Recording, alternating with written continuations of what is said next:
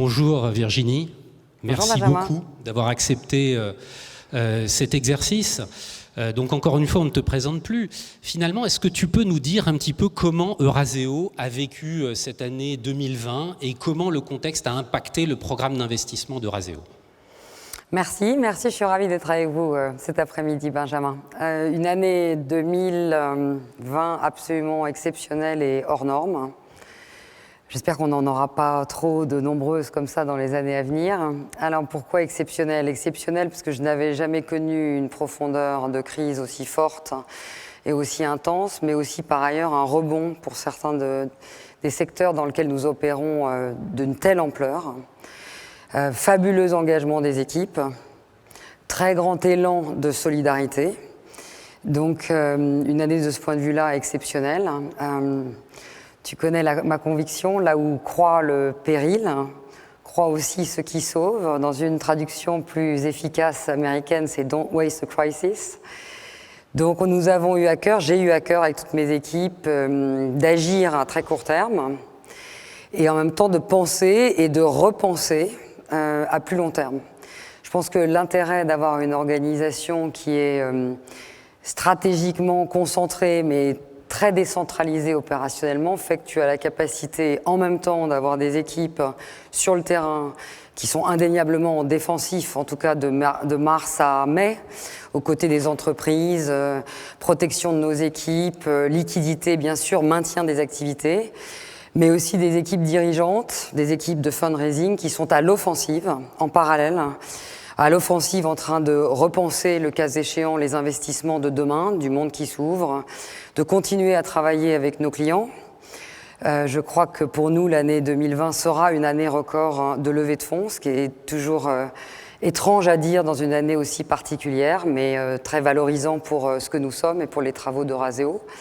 Donc toujours cet offensif et ce défensif en pédale parallèle, qui est un exercice particulier. Et puis... et comment s'est traduite alors cette accélération en 2020 au-delà des levées de fonds ? Une accélération après la phase plus centrée sur le défensif, en mai, en juin, une accélération sur de très nombreux fronts. D'abord un redéploiement de beaucoup d'investissements dans des secteurs qui nous paraissent être des secteurs de l'avenir. Donc sur les quelques 2 milliards que nous avons investis depuis le début de l'année, un bon 40-45% est allé dans des investissements de tech, de plateformes de différentes natures, de software, mais tech-enable, mais aussi des marques premium, des marques de lifestyle. Et puis nous avons beaucoup travaillé sur des projets dont je pourrais parler, mais pas aujourd'hui, assez innovants autour de la santé. Donc déjà des accélérations sur de l'investissement. Des accélérations aussi d'un point de vue de nos développements internationaux. Et donc là aussi, peut-être contre-intuitif, mais on a gelé nos recrutements et on s'est gelé quelques mois seulement. Et on a réaccéléré à partir du mois de mai. Donc nous ouvrons Londres dans quelques mois. Ça veut dire recruter des talents à Londres pour compléter nos compétences sur tous nos métiers. Et nous sommes renforcés dans d'autres géographies, notamment aux États-Unis de manière très agressive. Et puis des accélérations dans des nouveaux métiers. Tu sais qu'il y a plusieurs types d'opérateurs dans nos secteurs. Il y a des sociétés qui ressemblent plus à des boutiques et d'autres, des acteurs du private equity qui sont plus institutionnels et qui se sont développés sur du multimétier. C'est ce qu'on a cherché à faire. Alors ça, c'est exactement un des sujets qui nous tient à cœur. Comme tu le sais, Bpifrance est particulièrement fanat des modèles de plateforme. Alors le mot n'est pas très heureux. On peut parler de GP qui se conçoivent comme des entreprises de croissance à long terme. Quelle a été, je dirais, la trajectoire de transformation du modèle d'Eurazeo ces dernières années et qui fait que vous en êtes là où vous en êtes aujourd'hui ? Il y a quelques années, nous avons anticipé ces mouvements et je pense que ça a été notre première ligne de défense pendant la crise. Et ils étaient un des développements géographiques. Donc Eurazeo, qui est une société qui gère une vingtaine de milliards de dollars, aussi bien pour mes clients que pour le bilan d'Eurazeo, s'est développé sur les différents continents. En termes de métier, donc nous opérons 8 équipes d'investissement, donc 8 stratégies d'investissement très, très identifiées, ce qui est très différent de ce que nous étions il y a encore 3-4 ans, et aussi en termes de ressources, le bilan plus la gestion pour compte de tiers. Donc, moi, j'y crois énormément. Je n'aime pas le terme plateforme parce que quelques investisseurs considèrent que la diversification trop large peut être contraire à la recherche des rendements et du retour et de l'excellence. Ce n'est pas ma vision, ce n'est pas ma conviction. Je pense qu'on peut être excellent dans un métier qu'on opère en étant très discipliné et très concentré et très largement soutenu par une organisation institutionnelle qui va chercher de la taille, qui va chercher de la performance, qui va chercher des compétences digitales, ESG, au service de l'accélération de chacun de ces métiers. Alors tu as dit que tu allais pouvoir difficilement parler des nouveaux projets futurs de Razeo. Néanmoins, est-ce que tu peux nous en dire un peu plus, notamment pour savoir comment vous allez aborder le défi de la transition énergétique ?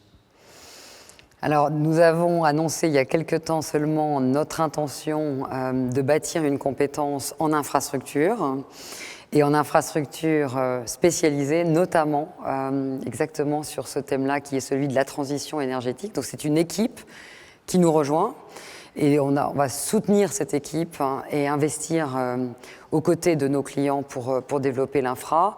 J'ai évoqué la santé dans mon propos liminaire sur lequel nous reviendrons dans quelques temps, qui est un projet assez majeur pour les entreprises de santé en France, du diagnostic jusque de la biotech au diagnostic jusqu'à des entreprises qui réfléchissent à la relocalisation en France de leurs outils de production et surtout de nos compétences. Donc beaucoup de projets en ce qui concerne nos spécialisations, nos métiers, autour de cette spécialisation, mais avec un scope de plus en plus large. Merci beaucoup Virginie d'avoir accepté de partager ta vision et l'expérience de Razeo. Avec grand plaisir. Merci Benjamin. Merci. À tout à l'heure. Merci, à tout à l'heure. Alors, on a vu quelle avait été la trajectoire de développement du paquebot Eurazeo. Maintenant, on va voir un petit peu la trajectoire de développement d'une plateforme en plein développement avec Laurent Bénard, qui est directeur général de Cabsa. Mais avant cela, on va vous projeter une petite vidéo sur la trajectoire de développement des plateformes en France ces dernières années. Bonjour à toutes et à tous. On m'a invité aujourd'hui pour parler de la croissance dans un environnement chaotique. Sujet complexe. On a effectivement cru en 2020 de 50% de nos actifs sous gestion. Et pour accompagner cette croissance, nous avons également cru nos équipes de 30%. Je suis directeur général de Cabsa, je m'appelle Laurent Bénard. Cabsa est une société de gestion, une plateforme, comme on aime le dire ici, spécialisée dans le financement des small et mid-cap, donc des petites et moyennes entreprises, née en France et aujourd'hui résolument pan-européenne, après des ouvertures successives, à la fois en Espagne, en Italie et en Allemagne. Alors, construire de la croissance dans un environnement de chaos. Je n'ai pas très envie de revenir sur tout ce qui s'est dit déjà. On a tous été confrontés aux mêmes problématiques. Gérer le travail à distance, manager des équipes à distance, onboarder des nouveaux talents. Et puis on a dû aussi travailler sur la réassurance, à la fois les investisseurs, les entreprises que nous avons dans nos portefeuilles, donc les rassurer, les accompagner. Et puis en même temps, rassurer également les investisseurs, nos partenaires, nos clients, sur la réalité de ce qui se passait sur le terrain et leur donner le niveau de transparence et de reporting suffisant. Construire de la croissance dans un environnement de chaos, 2020 va rester certainement dans les annales. Je vais vous dire quelques mots de qui je suis, parce que c'est peut-être important sur la façon dont moi je l'ai appréhendé et quel est mon témoignage. La première chose, c'est que je suis un optimiste. C'est assez viscéral. Je viens d'un petit caillou dans l'océan Indien qui s'appelle La Réunion. Donc une île paradisiaque, je vous assure qu'il fait très bon vivre là-bas. Et si vous venez de dehors il y a quelques instants, vous comprenez pourquoi il est bon de vivre au chaud et au beau toute l'année. Alors pourquoi prendre ce risque ? Le risque, c'est peut-être paralysant, mais ça peut être aussi une source d'aventure, une source d'opportunité. On agrandit le terrain de jeu. Et c'est là que ça devient intéressant. Ça n'a pas toujours été facile, mais néanmoins, ça m'a permis de me confronter à certaines difficultés et de me dire qu'il fallait avancer sans avoir peur d'échouer. Je vais reprendre une citation que évoquait Benjamin un peu plus tôt. Churchill disait également quelque chose, agissez comme s'il vous était impossible d'échouer. Alors pourquoi je vous dis ça finalement ? C'est que le personnel et le professionnel, c'est un peu la même chose. Les deux mondes se joignent entre eux. Je vais donc vous donner mon témoignage de comment j'ai vécu 2020 en vous expliquant avant, pendant et après. Avant, Christophe Carvelis a créé Cabsa en 2005-2004. C'est mon associé. Et il a créé Cabsa avec une identité simple. On avait un produit à ce moment-là, un produit de financement assez flexible pour le financement des small and mid cap en France, un pays. Et puis la crise est arrivée par là. 2008-2009 a été un choc pour nous tous. On parle de 2020, mais on avait connu la précédente. Et on s'est posé des questions après ça. Moi, quand je suis investisseur comme vous, je me dis, quand j'investis dans une entreprise, qu'est-ce qui me motive? Une équipe de management, un projet de développement, un marché sous-jacent en croissance, et puis une diversification des clients, des produits, des géographies. En fait, des indicateurs qui me font penser que quand je vais investir dans cette entreprise, il y a un projet de croissance et puis elle va être résiliente en cas de crise. C'est le premier élément. En fait, on a commencé à apprendre par la crise précédente et ça nous a poussé à nous poser des questions. Cette crise, c'est aussi un moyen de se révéler, de se repositionner, de poser de nouvelles questions et de réfléchir à comment adresser ces moments difficiles. La deuxième période, c'est pendant. Qu'est-ce qui se passe pendant? Pendant, c'est dur, il y a la crise, on se demande comment y faire face. Il ne faut pas l'occulter, mais il faut avec agilité être capable de changer de direction et de s'adapter. Bertrand Piccard disait de Solar Impulse, pour ceux qui connaissent, il parle de changer d'altitude. Pourquoi? Parce que quand vous êtes face à des vents contraires, comme dans une crise, il ne sert peut-être pas à grand-chose de continuer à pédaler contre ce vent pour faire du surplace. Et donc on change d'altitude pour trouver des vents plus porteurs et donc aller chercher de nouveau de la croissance en 2020. Alors bien sûr, on est dans une industrie qui a eu le bénéfice d'avoir le vent en poupe, bien sûr. C'est peut-être beaucoup plus difficile dans d'autres industries. Mais dans la nôtre, effectivement, c'est la façon dont on a voulu traverser cette crise. Et c'est donc de chercher de la hauteur et chercher de la latéralité. Et donc en 2020, on a aussi pu développer un nouveau produit, un produit de financement de technologie, d'entreprise de technologie, labellisé Tibi. Et on a aussi eu l'opportunité de travailler sur la création d'un mandat, d'un fonds, d'une équipe pour soutenir les équipes françaises et renforcer leurs fonds propres, et les entreprises françaises. Ça, c'était le pendant. Et puis, il reste le après. Comment, quand on est dans la crise, on se projette sur le futur? C'est un autre état d'esprit, c'est une autre dimension.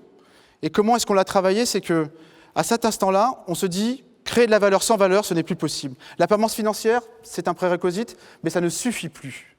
Il faut qu'on travaille avec des équipes, qu'on crée un état d'esprit, une culture. On parle d'entreprise à mission. Et quel est le sens qu'on donne à notre histoire? Et c'est en travaillant sur ce sens qu'on reprojette nos équipes vers le futur. Depuis 2015, nous avons décidé avec Christophe Kervélis de faire participer les collaborateurs qui avaient plus d'un an d'ancienneté dans notre maison au capital de l'entreprise. Pourquoi? Pour qu'ils soient eux-mêmes des entrepreneurs, qu'ils aient eux-mêmes cet esprit d'entreprise. Et c'est ce qui nous permet de nous projeter à plus long terme qu'une crise dans laquelle nous sommes. Deuxième élément, on a eu la chance également de rencontrer des personnes en 2020. On ne s'est pas arrêté, on a travaillé sans cesse. Et on a eu la chance de rencontrer une équipe, un skipper, Axel Tréhin, qui est skipper et qui va prendre le départ de la route du Rhum en 2022. Et il est en plus associé à une association qui nous tient qu'à cœur, qui s'appelle Rescue Ocean.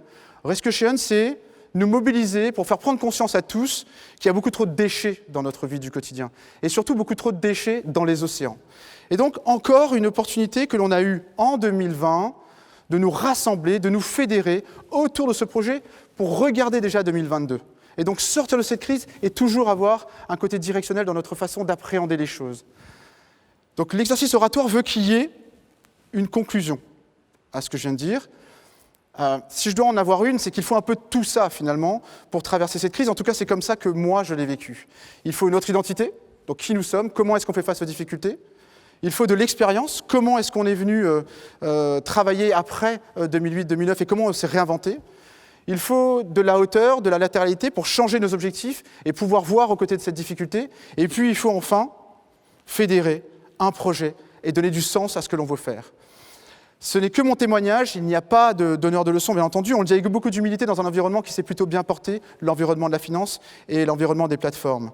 Montaigne disait « Entreprenez dans un monde tel que vous le voyez et non pas dans un monde tel qu'il l'est ». Et je crois que c'est ce qu'on a voulu faire.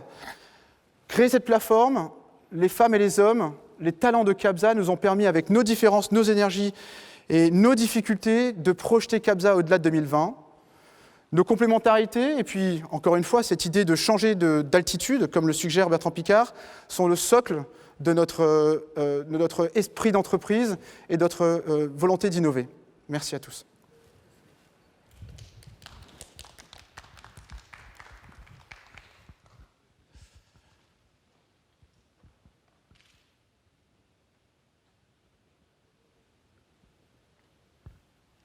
Hi David, how are you? Hey Benjamin, I'm very well. Great to be with you. Thank you. Thank you very much for being live from New York, David. So you're the head of private equity at the New York Retirement System. And as a start, we would be very happy if you could share a little bit with us what's happening in the US in terms of the current pandemic, of course, but also the current political context and the impact of this situation on the US private equity industry. Yeah, absolutely. And I think when we look at 2020, that really is a remarkable and extraordinarily challenging backdrop for the New York City private equity portfolio and the industry as a whole, right? So we had a pandemic, we had economic dislocation like we've never experienced before. And then we've also had, at least in the United States, right, the murder of George Floyd in May of this year, which triggered social and political movements calling for social justice and the elimination of systemic racism. And on top of that, we've had an unprecedented and controversial and contentious presidential election just last month in November. So the backdrop is one that I think that we've never experienced before here in this country, and many of those factors have influenced the industry globally. When I look at the current situation on the pandemic front, on the healthcare front, as many have seen in the news, we are going through a second wave of COVID-19 infections.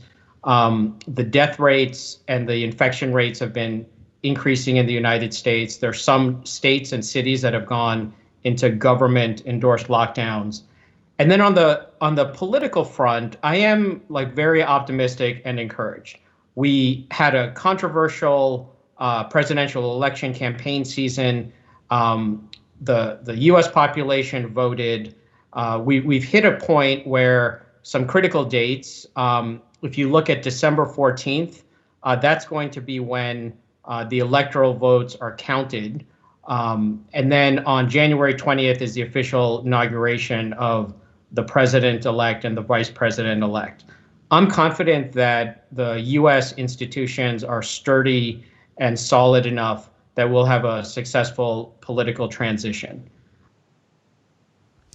And David, what is the impact on the strategy of the New York retirement system? I mean, what was the plan at the beginning of 2020? How much will you be investing this year? How does it impact what you have done this year? Yeah, I think that's the remarkable thing. When I look back on our strategy and our pacing for 2020, if I think of December 2019, the plan we had, both in terms of fund commitments as well as strategic initiatives, our team executed flawlessly. I think the remote environment presented challenges, but in our industry, in the LP-GP world, I think we've been able to use technology and existing relationships and the long histories we have with each other to conduct business more or less as usual. So if I look at 2020, we were right on top of our strategic pacing plan, which resulted in about $3 billion plus in fund commitments, which is consistent with our recent years pacing.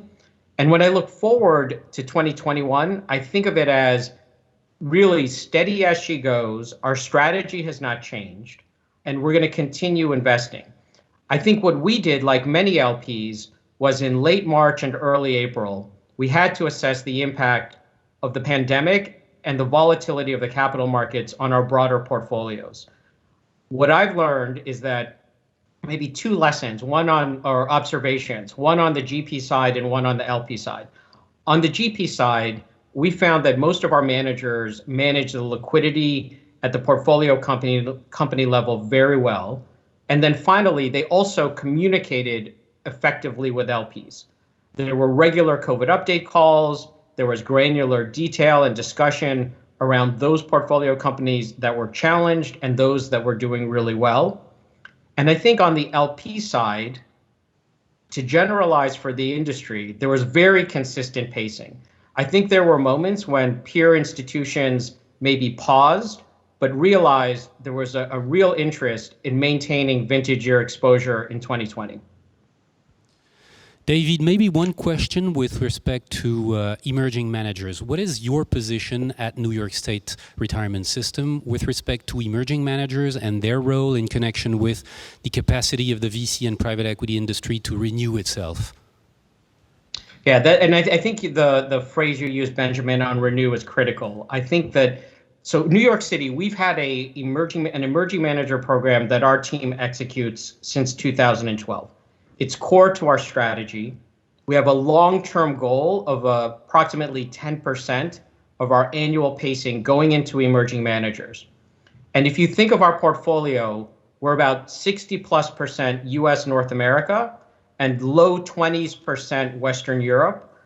And that's the geographic split of our portfolio. And our emerging manager program targets those two main geographies. Now, this is the thing, the framework I have, the way I think about it is, what is the private equity industry? If you take a cocktail shaker and you add a 10-year limited partnership structure, a carry-based compensation system, and human nature, but it's not just regular human nature, right? It's private equity, venture capital, alpha, return generating human nature. You throw that in the cocktail shaker, you shake it up, and that's a private equity industry. What that means is that there will always be some combination or some percentage of firms who don't transition the leadership roles or the economics, and you'll have frustrated star performers who will branch out and start their own firm. They want control over their destiny, they want control over the portfolio, they want to create wealth for themselves and their investors. So we really see emerging managers as an opportunity to also scale with the next generation of leadership in the industry. And I think this is the key thing. I think there's a positive selection bias, right? I don't think it's, sort of like in football or soccer terms, kind of your, right bench player who says, I'm going to leave the firm and I'm going to raise capital and I'm going to start my own firm. It's usually the risk takers, the successful investors, those with a track record. And what's interesting is in the US market, there are pools of dedicated capital and programs similar to New York City. And so for us, it's an important part of our portfolio construction, and we take a very long-term strategic view. So we've got a few seconds left, David. What is your view with respect to Europe? I know that you have invested in Europe and in France in the past. Yes. Given the situation, what is your view today with respect to Europe and France? Yeah, briefly, I would say, given the depth of the European market, it's always going to be core to our portfolio after the US market. That will continue to be the case both with established managers as well as emerging managers. We did announce a program this summer. We started a $600 million program with Neuberger Berman as our partner, focused on early stage first-time funds, also looking at opportunities in Europe. So in my closing remarks, what I'd probably like to say is I would encourage LPs, both in Europe and globally, to give a very close look at emerging managers, because there is a strategic benefit. One, you can generate alpha, you can renew your portfolio, and then you have the opportunity to be a strategic important LP at an early stage and scale with them. The other thing I would mention for the GP perspective, especially for BPI and for French and European GPs, is I think this remote environment in many ways has leveled the playing field. At New York City, I could hop on a subway and I could meet with 20 of our GPs in Midtown Manhattan, right? In the remote environment, it's just as easy for an international GP to meet with a US LP or a Latin American LP or an Asian LP using technology. So as I think about the environment we're in today, I think LPs and GPs, let's use the time wisely, because when the pandemic ends and the immunizations and the therapies are widely distributed, we want to look back on this period and say we took advantage of the time and the technology available to lay a foundation for strong relationships. Thank you very much, David. Thank you for sharing your views and for being live from New York again. We appreciate that. Thank you. Great. Thank you, Benjamin.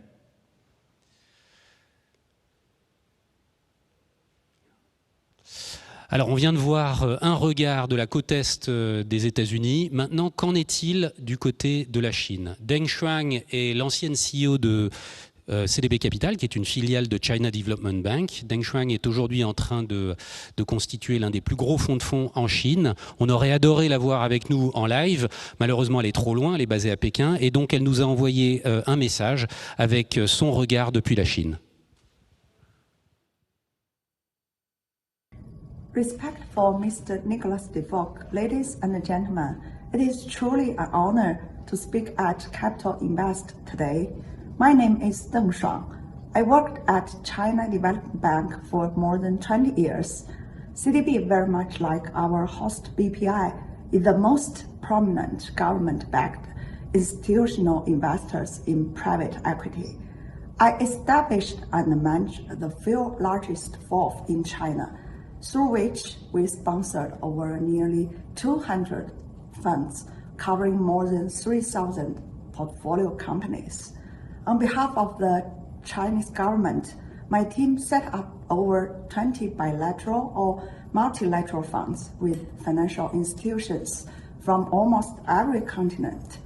Among these partnerships, with BPI being one of the closest, we had the privilege to co-sponsor Cathay Capital with BPI, which after 10 years has become an established manager in France and China.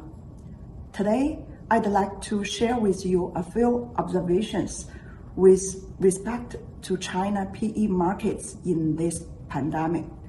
Some fund managers I talked to recently deployed more capital than ever this year. We spotted a few trends. Industry-wise, online education and online shopping, as well as healthcare, are able to capture business opportunities in this special situation, and thus gain particular popularities among investors. One of our portfolio companies, KingMed Test, is the largest clinic testing labor network in China.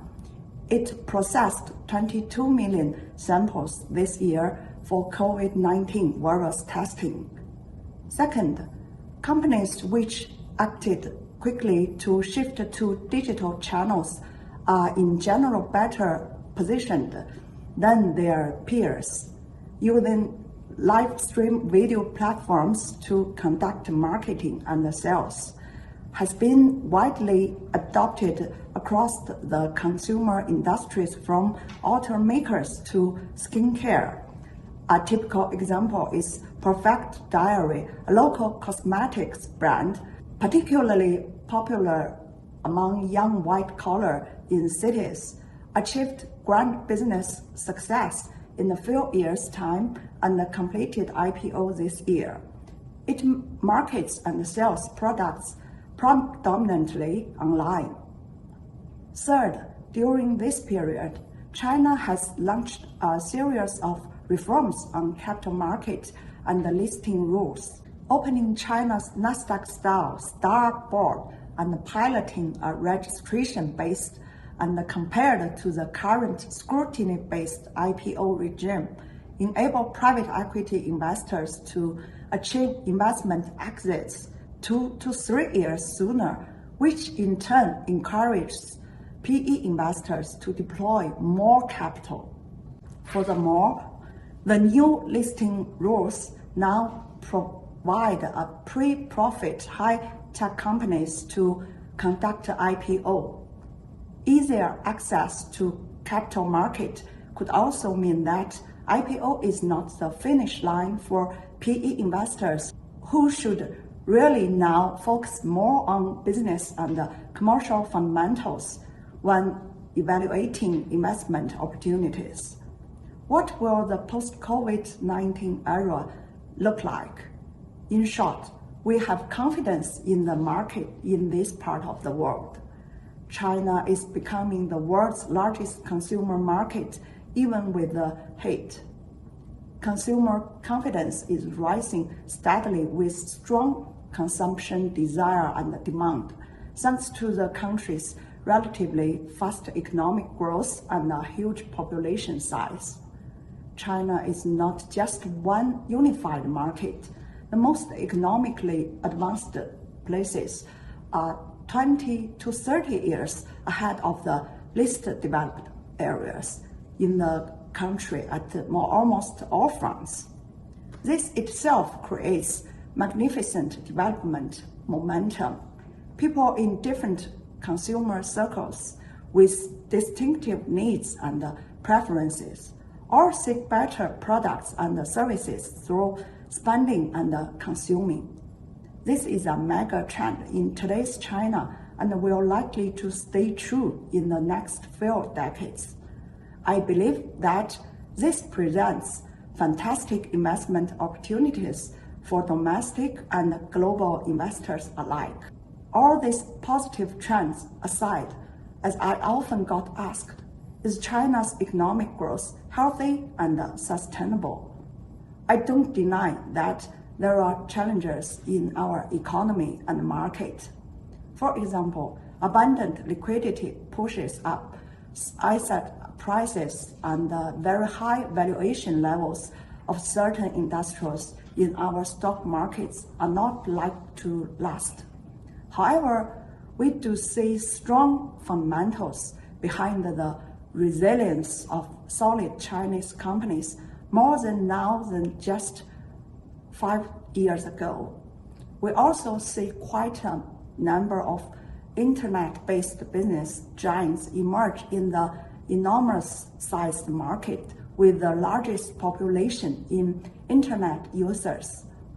On technology fronts, 2/3 of the top 50 US public companies are tech-based. On Hong Kong Stock Exchange, 50% of the China-based companies are also tech firms.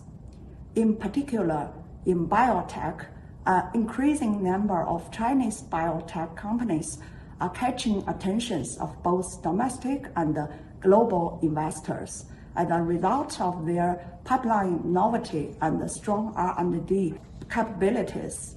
In this constantly evolving market with both expected and unexpected challenges for all businesses in China, those who can quickly adapt to changes have better odds to survive and thrive.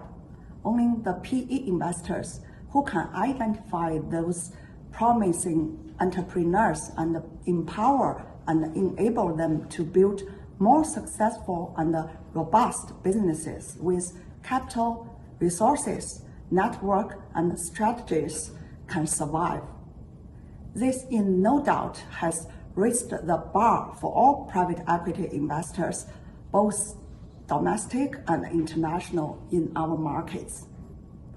Among the current 20,000 fund managers in China today, a good number of them may be washed out in the next years to come. Before I wrap up my speech, I want to say a few words on relationship between China and Europe. The world has seen a rising tension between China and the US over trade and certain other fields. I'm no expert on foreign affairs, but it seems obvious that this would hurt businesses and the markets in both countries. If there is any wisdom I gained from my 2 decades of working with various business partners around the world, it is that trust breeds true partnership that in turn rewards all participants in long term. Sometimes it requires one party to take a leap of faith in other. I'd like to be the one to first reach out, as I'm a true believer of trust in business world. Just recently, I and my team set up a private equity investment platform called Niu Erli Capital. It offers all of primary, secondary, and direct investment products in both RMB and USD. We are backed by reputable sovereign wealth fund and absolute industry leaders. Niu Erli Capital's vision is to become the nexus point of our business partners to empower them and to generate economic returns for all. I welcome you to ride on the magnificent development momentum in our market through investing in this part of the world. Last but not the least, I wish everyone safe and healthy. As Napoleon said, victory belongs to the most persevering. Thank you, BPI, and everyone for having me today. Merci beaucoup. Alors nous venons de voir 4 regards clés en Europe, aux États-Unis, en Chine, qui démontrent bien que rien ne s'est arrêté, qu'on est bien dans la prise de risque, dans l'accélération de la croissance. Et je donne à présent la parole à Eduardo Sampaio, qui est directeur d'investissement chez nous et qui va nous faire découvrir 5 aventures entrepreneuriales de notre industrie.